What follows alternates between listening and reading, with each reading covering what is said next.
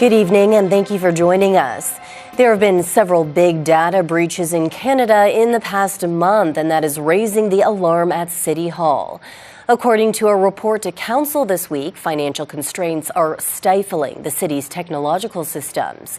But as CTV's Sanjay Maru reports, the city's mayor is doubling down on his stance to keep taxes as low as possible.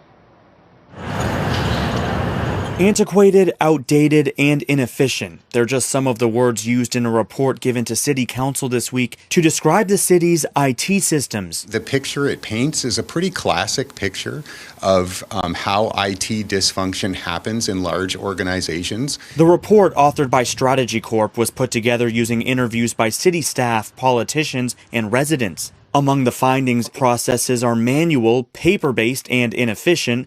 Individual departments are modernizing at their own pace, causing inconsistencies across the city, and some staff are shying away from outdated corporate systems and using their own personal devices to complete their work. A cybersecurity concern, according to Strategy Corp, which says two of the main causes for all these issues: financial constraint and limited corporate leadership. Technology infrastructure of the city of Windsor is public infrastructure. It's no different than our sewers and our roads. It may be a little bit less visible to a typical Windsor resident, but that infrastructure is what we rely on. In a statement to CTV News, Windsor Mayor Drew Dilkens, who has long campaigned on promises to hold the line on taxes, says, quote, "It is important to remember that fiscal constraints at City Hall over the past decade was precipitated by the worst recession since the Great Depression that saw our largest employer seek bankruptcy protection and regional unemployment surpass 15%. He says increasing taxes at a time of economic downturn would have been unfair,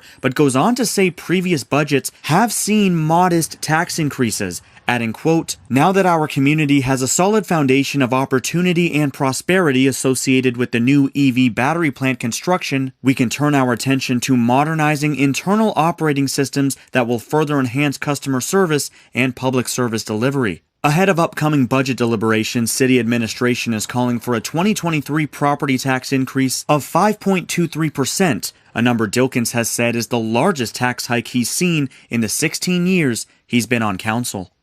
Sanjay Maru, CTV News.